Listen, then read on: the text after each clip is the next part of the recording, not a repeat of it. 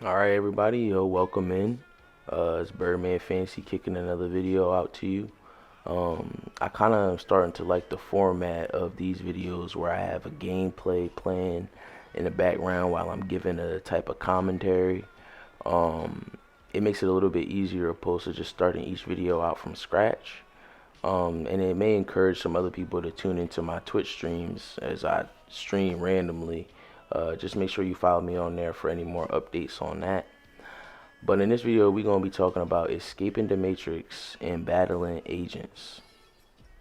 So I'm pretty sure that you're aware of the movie The Matrix. Everybody is. It's definitely a pop culture phenomenon. And even if you haven't watched it or even if you don't understand it, in some way, shape, or form, its influence has, shown itself in your life in some type of way. That's just how big the movie is.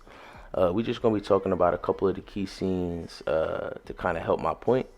But in the movie, you have Neo, Thomas Anderson. He's your average everyday dude. He's a hacker. That's kind of what they explain.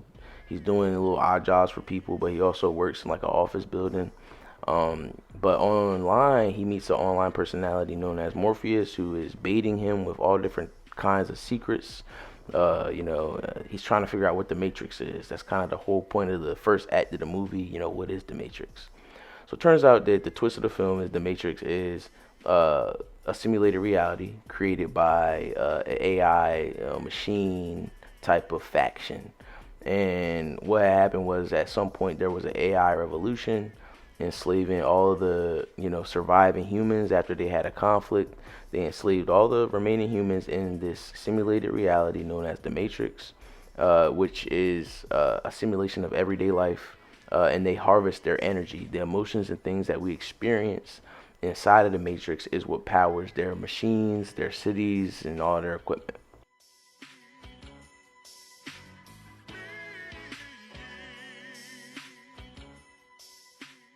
Neo, as the word Neo, Neo, is an anagram for one. He's the chosen one, and as the chosen one, the humans need him to wake up, find out exactly who he is, so he can save humanity. And that's basically a short strum of the plot. So agents in real life, they could be anybody. I feel like an agent is anybody who can stop you or is trying to stop you from progressing. A lot of times you don't necessarily know where they're being sent from, but in the movie, the whole issue was they didn't want Neo to find out exactly who he was and what he was supposed to be doing. They wanted to keep Neo as far away from his purpose as possible, and that's what agents are here to do. Anybody who puts you in a mind state of depression or feelings of anxiety, know that this did not come from God or the Creator. Know that this is agent behavior. And in the film, an example of agent behavior is the interrogation scene where Neo is being interrogated by Agent Smith along with two other agents. One of the most impactful scenes, in my opinion, is where the agents close Neo's mouth. And there's a scene where his mouth is like webbed together, and that is metaphoric or symbolic of being silenced. So as Neo is waking up, they silence him, right? And another metaphoric or symbolic action that takes place is the fact that the agents continue to refer to Neo as Mr. Anderson opposed to Neo, which is what he wants to be called. This is the identity he has chosen for himself. It's his true self, is who he is supposed to be. In calling himself Neo, he is walking in his purpose of being the one, the chosen one, right? But they do not want him to awaken to this fact. They don't want him to know about, his destiny, more or less. So he's being silenced, and they are taking his name, changing his identity. These are all very symbolic and metaphoric things that happen to us as chosen ones in our own realities. So where else can you find agents? And in the real world that we live in, agents are everywhere.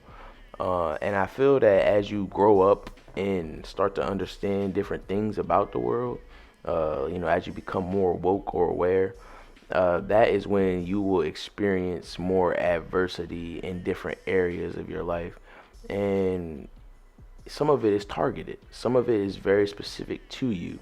And you'll realize it once you understand how deep things get.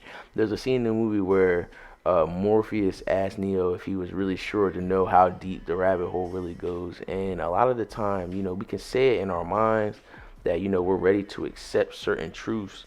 But, once those things are introduced to us, we don't want to accept them. We'll try to hide from the fact that things may not be what they seem.